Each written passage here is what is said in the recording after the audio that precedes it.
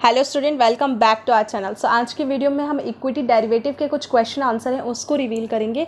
आगे आने वाले हर एक सेशन में आपको अलग अलग सीरीज़ देखने को मिलेगी। ये एक डेमो क्वेश्चन है जिससे आपको ये पता चलता है, ये आइडिया मिलता है कि किस तरीके से क्वेश्चंस जो हैं वो एग्ज़ाम में आते हैं। सो अगर आप NISM इक्विटी डेरिवेटिव 8 का एग्ज़ाम की प्रिपरेशन कर रहे हैं या एग्जामिनेशन दे रहे हैं तो ये आपके लिए काफ़ी हेल्पफुल हो सकते हैं। और हम फर्स्ट अटैम्प्ट में एग्ज़ाम क्लियर करवाने की 100% गारंटी भी प्रोवाइड कराते हैं। तो आप चाहें तो आप हमारी क्लासेस भी ज्वाइन कर सकते हैं, कोर्सेज ज्वाइन कर सकते हैं। उसमें हम सारे स्टडी मटेरियल्स भी प्रोवाइड कराते हैं। क्लासेस जो होती हैं वो लाइव रहती हैं वीडियो कॉन्फ्रेंस पे। सो हम 100% गारंटी भी प्रोवाइड कराते हैं। उससे आपको डिस्क्रिप्शन बॉक्स पे नंबर प्रोवाइड किया गया है, वहाँ पर आप डायरेक्टली जाके कॉन्टैक्ट कर सकते हैं हमें, जो कि व्हाट्सएप भी कर सकते हैं और कॉल्स भी कर सकते हैं। आपको इंस्टाग्राम और टेलीग्राम भी प्रोवाइड किया गया है, वहाँ पर भी आप हमें मैसेज ड्रॉप कर सकते हो। अगर आप चाहो तो आप मेल पे भी हमें मैसेज ड्रॉप कर सकते हैं। सो ये सारी डिटेल्स जो हैं वो आपको थ्रू द व्हाट्सएप और थ्रू द कॉल और थ्रू द मेल, आपको थ्रू द जो चैट है वो आपको प्रोवाइड करा दिया जाएगा। अब NISM का एग्ज़ाम जो सीरीज़ नंबर 8 होता है वो फ्रेशर भी दे सकते हैं और नॉन फ्रेशर्स भी दे सकते हैं। इट मीन्स कि आप किसी अनदर बैकग्राउंड के भी हो तो भी आप NISM सर्टिफिकेशन का एग्ज़ाम दे सकते हो। सबसे ज़्यादा क्वेरीज इसी से रिलेटेड आती है लोगों की कि हम NISM का एग्ज़ाम दे सकते हैं कि नहीं। सो कोई प्रॉब्लम नहीं है, आप NISM का एग्ज़ाम दे सकते हैं, NISM सीरीज़ 8 का एग्ज़ाम दे सकते हैं। NISM सीरीज़ 8 जो होता है वो ब्रोकिंग फर्म में अगर आपको जॉब करना है या फिर आप रिलेशनशिप मैनेजर के लिए जाना चाहते हैं, किसी भी बैंकिंग सेक्टर में आप जॉब करना चाहते हैं, लाइकवाइज की HDFC securities, ICICI securities, SBI capital, Kotak Mahindra securities. So ये जितने भी related to stock market banking sectors रहते हैं वो आपको प्रोवाइड कराते हैं थ्रू द NISM 8 सर्टिफिकेशन। और NISM 8 सर्टिफिकेशन इसलिए मैंडेटरी है, अगर आप स्टॉक मार्केट में जॉब करना चाहते हो एज अ फ्रेश और एज ए एक्सपीरियंस्ड तो आपको NISM 8 का सर्टिफिकेशन देना कंपलसरी ही होगा। आज के डेट में ऐसा हो गया है कि अगर आपके पास सर्टिफिकेशन नहीं है तो आपको इंटरव्यू के कॉल्स भी नहीं आएंगे। ये मैंने 1000 बार बोला है और अभी फिर से आपको बोल रही हूँ। और अभी मई में सिलेबस भी चेंज हो गया है, हर 2-4 महीने में किसी न किसी सीरीज़ का सिलेबस चेंज होता रहता है। तो आपको खुद को अपडेट करने की बहुत ज़रूरत है और आप चाहते हो कि थ्रू द हमारे हेल्प आपका एग्ज़ाम फर्स्ट अटैम्प्ट में निकल सके तो आप हमें डायरेक्टली कॉन्टैक्ट कर सकते हैं। सो मूव करते हैं हम फर्स्ट क्वेश्चन पे। आज का जो पहला क्वेश्चन है, आज का हमारा पहला टॉपिक ये है कि option premium consist of 2 components. कौन कौन से ऐसे कंपोनेंट्स हैं जिसको बिना ऑप्शन स्ट्रेटेजी जो ऑप्शन प्रीमियम रहता है वो मायने नहीं हो सकता है, या फिर ये बोल सकते हैं कि इन दोनों को लेकर चलती है वो। तो जो इसका आंसर होगा वो आपका होगा intrinsic value and time value. Intrinsic value को मैंने ऑलरेडी आपको बताया हुआ है। इंट्रिंसिक वैल्यू अपने आप में एक बहुत बड़ा टॉपिक है। अगर आप चाहते हो कि मैं इंट्रिंसिक वैल्यू को एक पर्सनली एक वीडियो बना के उसको अपडेट करूं और आपको उसके बारे में सारी चीज़ें समझाऊं तो आप हमें कमेंट्स पे यस लिख सकते हैं, टाइप कर सकते हैं। आप इंट्रिंसिक वैल्यू लिख सकते हैं तो हम उस पर एक पर्टिकुलर टॉपिक बना के आपको उसे एक्सप्लेन करने की कोशिश करेंगे जो आपको काफ़ी इजी पड़ेगा। इंट्रिंसिक वैल्यू बहुत ही इंपॉर्टेंट होता है आपके ऑप्शन प्रीमियम में। और जो टाइम वैल्यू है, टाइम वैल्यू भी बहुत मायने रखता है। देखिए, अगर आप ऑप्शन में ट्रेडिंग कर रहे हैं तो ऑब्वियस सी बात है, आपको पता होना चाहिए कि जो लास्ट थर्सडे रहता है, लास्ट थर्सडे में एक्सपायरी होती है। लास्ट थर्सडे मतलब कि जैसे जैसे टाइम बीतता जाएगा वैसे वैसे उस प्रीमियम की जो वैल्यू है वो कम होती जाएगी। अगर किसी भी चीज़ को आपने 50 रुपये में या 150 रुपये में भी बाई किया है तो धीरे धीरे जैसे ही लास्ट थर्सडे आएगा वो धीरे धीरे कम होता जाएगा। वो टाइम के अकॉर्डिंगली उसकी जो वैल्यू है वो कम होती जाती है। तो यहाँ पे टाइम का वैल्यू बहुत ही इंपॉर्टेंट है।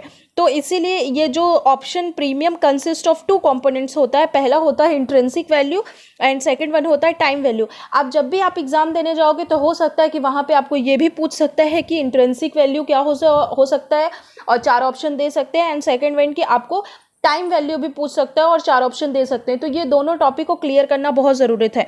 तो sum of call and put premium ये भी आपको पता होना चाहिए। Premium value and time value आपको पता होना चाहिए। इंट्रिंसिक वैल्यू एंड प्रीमियम आपको पता होना चाहिए। कभी भी कोई भी मैं क्वेश्चन बताती हूँ तो उसमें आपको पता होगा कि चारों जो आंसर होते हैं मैं हमेशा आपको बोलती हूँ कि उसको आप ध्यान से पढ़ो और उसके बारे में भी समझने की कोशिश कीजिए।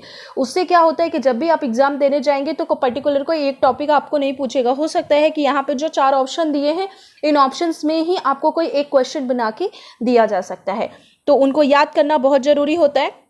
सम of call and put premium क्या होता है, हम कॉल बाय करते हैं, पुट बाय करते हैं, कॉल सेल करते हैं, पुट सेल करते हैं, ऑलरेडी मैंने समझाया हुआ है। अगर आपको ये चीज़ क्लियर नहीं है तो वापस से मैं समझा दूंगी। तो आपके मन में जो भी टॉपिक है वो आप हमें कमेंट सेक्शन पे लिख सकते हैं, तो हम उसे नेक्स्ट टाइम अच्छे से एक्सप्लेन करने की कोशिश करेंगे। प्रीमियम वैल्यू क्या होता है आपको पता ही होगा, एंड टाइम वैल्यू मैंने ऑलरेडी बताया। इंट्रिंसिक वैल्यू एंड प्रीमियम क्या होता है। सो सारे टॉपिक को क्लियर करना बहुत ही इंपॉर्टेंट है। मैं हमेशा एक चीज़ और बोलती हूँ कि कभी भी आप कोई भी क्वेश्चन मेरे थ्रू पढ़ते हो तो एक्सप्लेनेशन को ज़रूर पढ़िए। एक्सप्लेनेशन बहुत इंपॉर्टेंट होता है। यहाँ पे एक्सप्लेनेशन दिया गया है, इस एक्सप्लेनेशन को आप पढ़ो, और यहाँ पे आपको कोई भी चीज़ समझ में नहीं आती है तो आप मुझे डायरेक्टली पूछ सकते हैं, क्योंकि ये एक कैलकुलेशन की तरह है। तो मैंने ऑलरेडी इंट्रिंसिक वैल्यू और टाइम वैल्यू के लिए बताया हुआ है बहुत सारे कैलकुलेशन आपकी सीरीज़ नंबर 8 पे ही।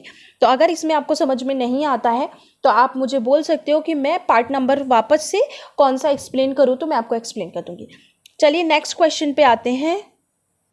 नेक्स्ट क्वेश्चन है, a trader believe that the future price of PQR company will rise. एक बंदा है, एक ट्रेडर है XYZ, वो क्या सोच रहा है कि फ्यूचर का एक स्टॉक है जो कि PQR नाम का है, जैसे कि DLF, SBI, SDFC और अदानी XYZ जितने भी होते हैं। तो वो क्या बिलीव कर रहा है, वो बिलीव कर रहा है कि PQR कंपनी जो है विल राइज, मतलब अप साइड पे जाएंगे। Being a smart trader he will, मतलब बीइंग अ स्मार्ट ट्रेडर उसको क्या करना चाहिए, क्या करेगा वो। अगर वो ये बिलीव कर रहा है कि PQR का जो कंपनी है वो प्लस साइड पे जाएगा तो उसको क्या मूव करना चाहिए। तो PQR कंपनी जो है अगर वो प्लस साइड पे जाएगा तो बीइंग अ स्मार्ट ट्रेडर उसे क्या करना चाहिए। सो यहाँ पे ऑप्शन देखिए, sell PQR future now and buy them later when the price rises. नहीं, जब उसको ऑलरेडी पता है तो वो सेल क्यों करेगा पोजीशन को। जब कोई चीज़ बढ़ने वाली होगी तो सेल की पोजीशन तो बनाएगा नहीं, और बाद में वो तो जब सारे लोग उसे परचेस कर लेंगे और अप हो जाएगा तब तो वो बाई करेगा नहीं ना उस चीज़ को। By PQR future now and sell them later when it is rises, ठीक है। Wait till the price of PQR future and cash market price become same. Wait till the price drop of the lowest level.